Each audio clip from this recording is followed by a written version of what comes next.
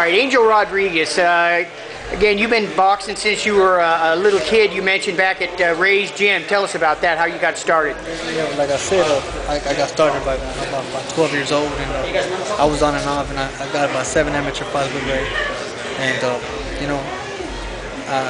after that, I was on and off, in and out the gym, and I never really took it seriously until I decided 3 years ago, and at 25. That I decided, I want to do something with it. You know what I'm saying? I like the sport. I'm pretty good with my hands. After so many street fights, I learned my lesson. I'd rather just do something positive with this. I guess you want to call it a gift. Instead of being out there and wasting it. On negativity. So therefore, I decided to give myself an opportunity to come to the gym and with my cousin. My cousin's the one that was pushing me. You need to get back in the gym, man. You need to get back in the gym. So I finally decided to do it. And look, here's where I'm at. It's nothing really major. It's just, to me, it's like a little trophy, but it's something, And it's a great opportunity to ask the promotion to give me a chance to give me some fights and be able to fight for them, and I'm privileged for that. And I thank them for that too. And you've been a pro for, again, you said about 3.5, 4 years. And tell us about, say, your first couple of fights. You're like 4-3, something like that. And you haven't won every fight. You fought some pretty tough guys, apparently. Tell us about some of the most difficult fight you had so far, where maybe you lost one and it didn't go the way you thought it should, and what you learned from that. I had 2 most difficult fights up to now, to this my career, I guess you want to call it. One was against a southpaw. I wasn't prepared enough to go against a southpaw. So you fight a southpaw is a lot different than fighting somebody that's right-handed. You trip over the legs and all that, and I just couldn't get I couldn't get well established. I couldn't get how can I put it? I couldn't get in my rhythm, in my mode to fight a fighter from his stance. And so I lost that fight fair and square. He beat me. Southpaw. I lost it. I take it like a man. I lost. I come back and fight another day.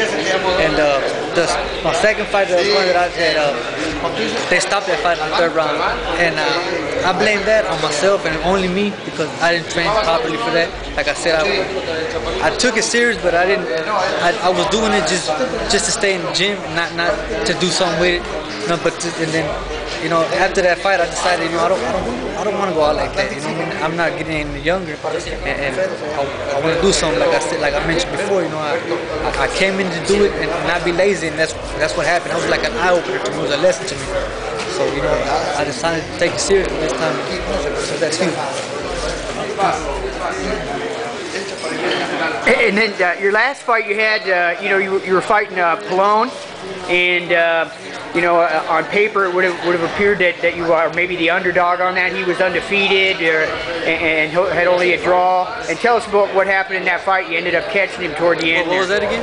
You fought Pallone Renteria, right? And tell us about how that fight went for you and how you ended up catching him there. Well, that fight, I trained real hard for that fight. I couldn't even sleep some nights. I would get up at 2 or 3 in the morning, get up and run.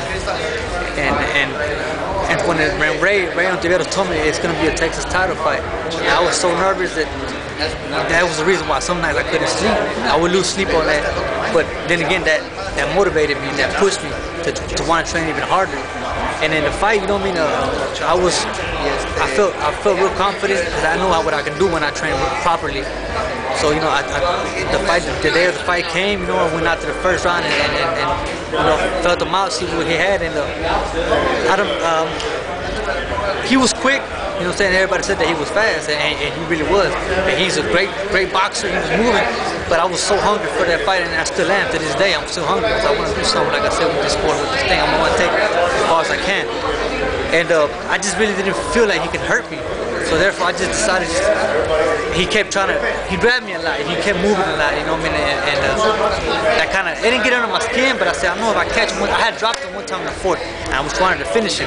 But he's a smart fighter because he fought me. He hugged like he's supposed to. He did some better moves that I noticed. I was cut in the 1st round by a headbutt accidentally. And other than that, Ray told me, don't even worry about the fight. Don't even worry about the cut. Just keep on doing your fight. Keep on doing your fight. And I kept being the aggressive, just the style that I have. and I finally threw that big shot in the 6th, and that was that. So it must have felt pretty good, you know, again, because he was a pretty highly regarded guy, and you know, most people on paper probably would have picked him to win, but obviously you ended up coming out on top. Yeah, he was the favorite, but that goes to, hopefully that was a lesson to him, like it was a lesson for me that never underestimate anybody in this sport. Everybody, it only just takes one shot. That's all it takes to change the whole fight around. That's the beauty of the sport. That's one of the reasons why I love it. You know, and that just goes to show you, you know what I mean? Anything can happen. Nobody's an underdog in this sport. Exactly, and so do you know who you're fighting tomorrow? Is it Miguel Delgado? I just found out his name yesterday, Miguel Delgado. I don't really know anything about him, but I'm pretty sure he's coming in hungry, just like I come in hungry. And like I said, I don't take him lightly, and I hope he doesn't take me lightly either. And I expect a great fight, tough fight, too, like all the other fights that I've been fighting. And you're kind of a little bit of a, from what I could see, I didn't see a whole lot of tape, but you're kind of a bomber, so you really like to go ahead and nail some good shots in there. What is it that that you enjoy about the sport that keeps you in it after all this time? Well, honestly, what I enjoy about the sport, it just takes me away out of everything. You know what I mean? It just, I'm in at the gym, and I'm only at the gym. I don't worry about anything else. Nobody's telling you nothing. You're not hearing this, you're not hearing that. And then plus, you feel great after you work out. You know, exercise is good for the body. It needs it. And then after a while, the body just starts asking for it. You know what I mean? And I enjoy the. I don't like to hurt nobody, but it just, I guess it's just in me when you connect, and it's just the sweet science of boxing. That's what it is. And it's just what's the thing I enjoy most about it. Fantastic. Well, we appreciate you taking the time to talk with us. Good luck, and good luck in the future. Okay. Thank you very much. All right.